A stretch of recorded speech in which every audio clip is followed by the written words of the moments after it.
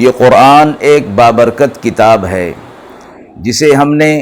آپ صلی اللہ علیہ وسلم پر نازل کیا تاکہ لوگ اس پہ غور اور فکر کریں اور تاکہ اہل فہم اس سے نصیحت حاصل کریں۔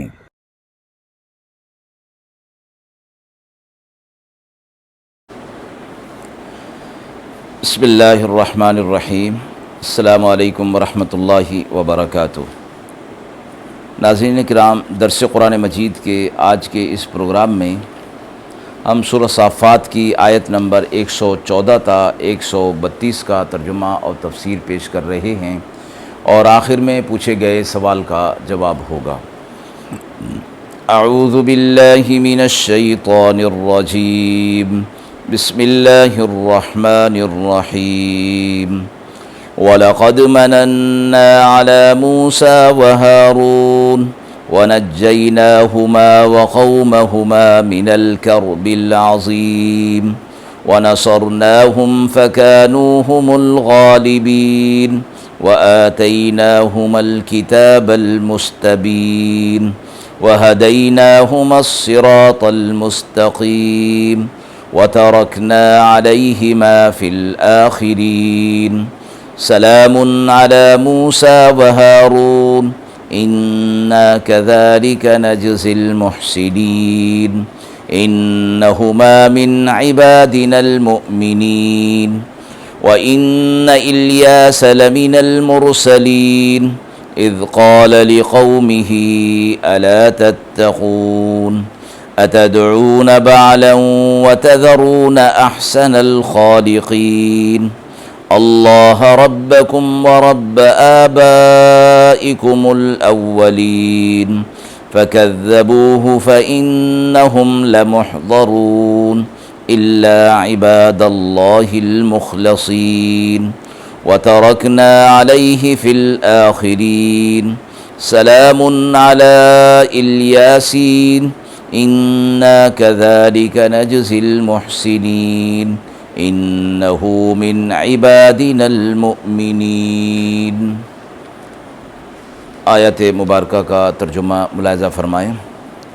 اور ہم نے احسان کیا موسیٰ علیہ السلام اور ہارون علیہ السلام پر، اور ہم نے انہیں نجات دی ان کی قوم کو اس بڑی گھبراہٹ سے، اور ہم نے ان کی مدد کی تو وہی لوگ غالب رہے، اور ہم نے ان کو ایک واضح کتاب دی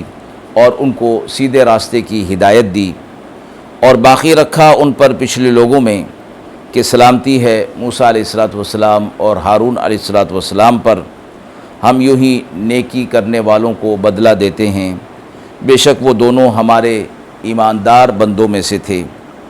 اور بے شک الیاس ہیں رسولوں میں سے، جب انہوں نے کہا اپنی قوم کو کیا تم ڈرتے نہیں، کیا تم پکارتے ہو بال کو اور چھوڑتے ہو بہتر بنانے والے کو، جو اللہ ہے رب تمہارا اور تمہارے اگلے باپ دادوں کا بھی، پھر اس کو جھٹلایا سو وہ آنے والے ہیں پکڑے ہوئوں میں سے، مگر جو اللہ کے مخلص بندے ہیں۔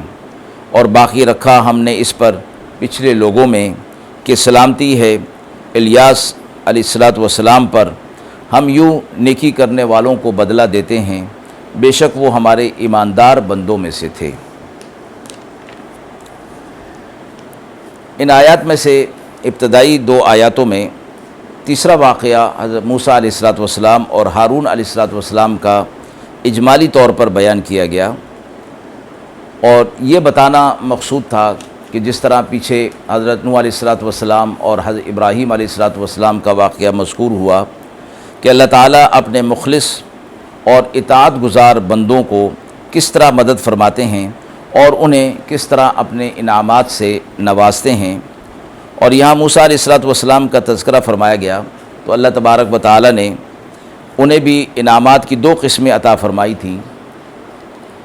یعنی ایسے تھے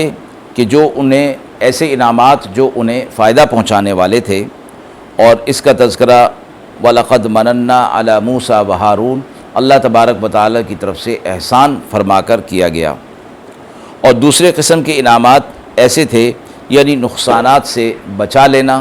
اور پھر انہیں صحیح صراط مستقیم پر کی ہدایت عطا فرما دینا اور کتاب عطا فرما دینا۔ اگلی آیت میں چوتھا واقعہ حضرت الیاس علیہ السلام کا بیان فرمایا گیا ہے۔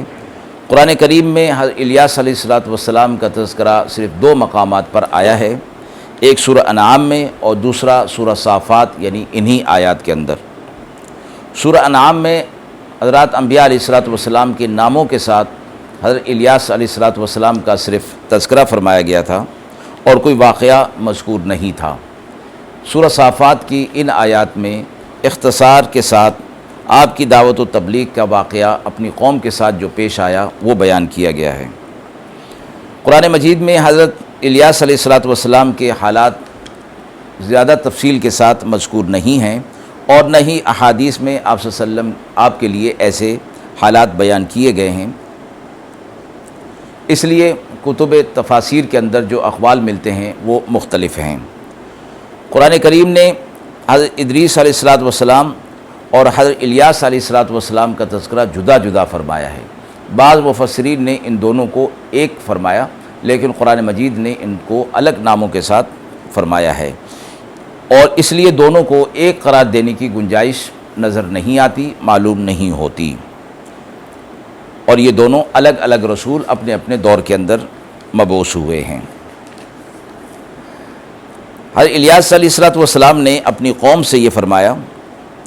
کہ تم بال کی عبادت کرتے ہو۔ بال ان کے ایک بڑے بت کا نام تھا، اور تم احسن الخالقین یعنی اللہ رب العزت جو بہترین پیدا کرنے والا ہے، تم اس کو چھوڑے ہوئے ہو۔ مطلب یہ کہ کوئی اور خالق تو ہو نہیں سکتا، خالق تو اللہ کی ذات ہے، اور جن چھوٹے معبودوں کو تم نے خالق قرار دیا ہے، معبود قرار دے دیا ہے، یہ تو کچھ بھی نہیں، انہیں تم اپنے ہاتھ سے بناتے ہو، جبکہ اللہ رب العزت نے تمہیں بنایا، کائنات کی ہر چیز کو بنایا، تو وہ بنانے والا تو ان سے بڑھ کر ہے، لہٰذا اس کی عبادت ہونی چاہیے۔ لیکن قوم نے تکذیب کر دی